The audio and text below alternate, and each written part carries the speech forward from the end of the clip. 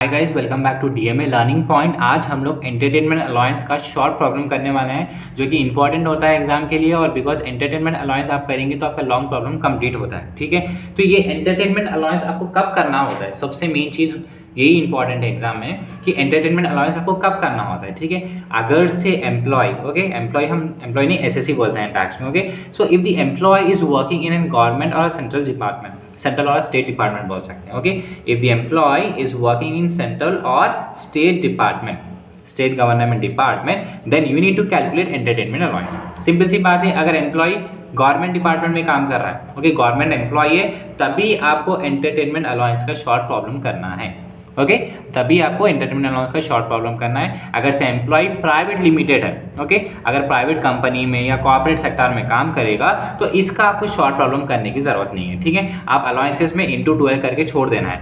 But ये जब entertainment allowance आप करेंगे तो ये दो बार आएगा। ऊपर तो अलाउंसेस के कॉलम में इंटू 12 करके छोड़ना है, नीचे आपको डिडक्शन के कॉलम में इसका शॉर्ट प्रॉब्लम करके आपको सीलिंग अमाउंट बताना रहेगा। ठीक है, तो इसका शॉर्ट प्रॉब्लम कब करेंगे, सेंट्रल या स्टेट गवर्नमेंट डिपार्टमेंट में काम कर रहा है तभी शॉर्ट प्रॉब्लम करेंगे। ठीक है, तो इसका प्रोसीजर क्या है, ओके, इसका प्रोसीजर ये रहेगा, the deduction is least of following, okay, the deduction is least of the following three amount, ऐसा लिखेंगे, the deduction is the least of the following three amounts. तो यहाँ पर तीन अमाउंट्स में से सबसे छोटा जो अमाउंट रहेगा वो आपका एंटरटेनमेंट अलाउंस रहेगा।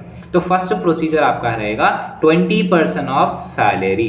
तो आप क्या करेंगे, जो बेसिक पे रहेगा आपका उसके ऊपर आप 20% निकालेंगे। ठीक है, सेकेंड पार्ट आपका रहेगा एक्चुअल अलाउंस या एक्चुअल अमाउंट, ये आप सिंपल नहीं कर ले सकते हैं। एक्चुअल अलाउंस जो एंटरटेनमेंट अलाउंस रहेगा इसको 12 से मल्टीप्लाई करेंगे।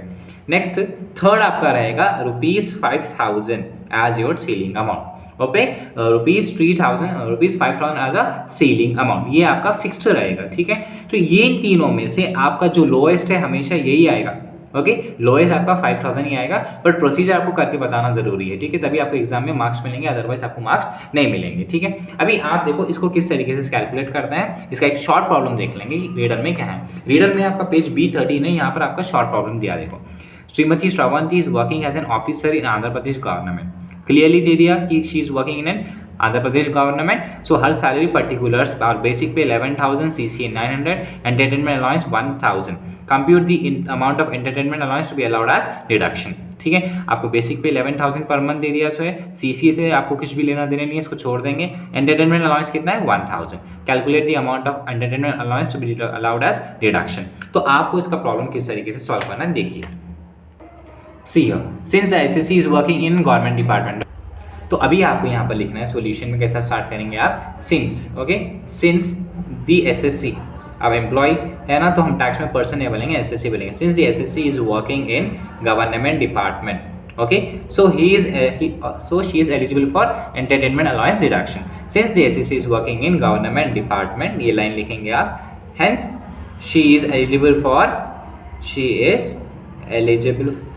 entertainment allowance deduction, ओके, ये पहली लाइन लिखेंगे तो बेहतर रहेगा। देन इसके बाद आपको तीन प्रोसीजर्स करना है, उसमें से लीस्ट निकालना है, eligible for entertainment allowance deduction. Okay, ये मार्क्स आपके काउंट रहेंगे गाइस, ये लिखना जरूरी है। ठीक है, फिर नेक्स्ट आपका रहेगा प्रोसीजर। ओके, नेक्स्ट क्या है आपका प्रोसीजर। अभी प्रोसीजर में क्या है आपका 20% ऑफ सैलरी, 20% ऑफ सैलरी आपका 20% ऑफ सैलरी मतलब यहाँ पर सैलरी आपका कितना है 11,000। ओके, 11,000 आपका सैलरी है, इंटू 12 कर लेंगे। Okay, 11,000 into 12 that is equals to 1,32,000। Okay, ये आपका फर्स्ट पार्ट है। सेकेंड पार्ट क्या है आपका actual allowance. Okay, second part क्या है आपका एक्चुअल अलाउंस। एक्चुअल अलाउंस मतलब एक्चुअल एंटरटेनमेंट अलाउंस कितना दिया आपको 1,000।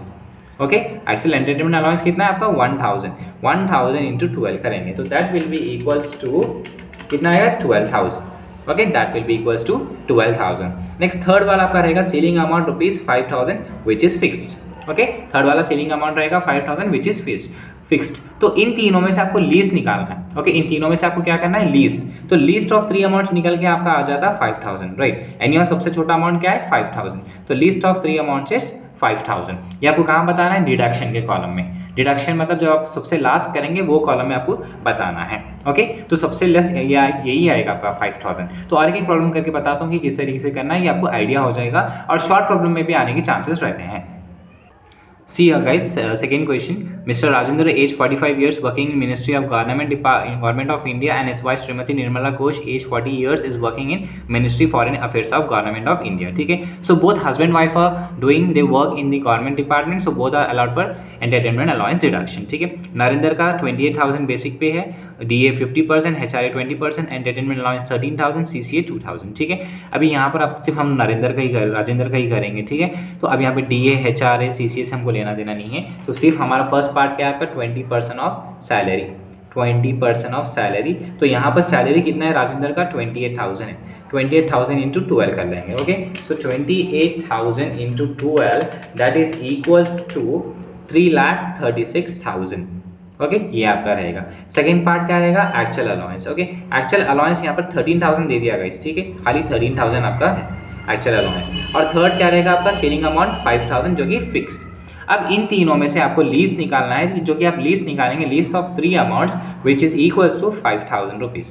Okay, this has to be showed in the reduction column at the end of your salary problem. Okay, so this is the entertainment allowance problem guys. ये कब करना है आपको, question में if the employ is working in central department और state government department, then only you are suppose to calculate entertainment allowance deduction, otherwise you have to simply multiply by 12 and put in the allowance column. Okay, that's it.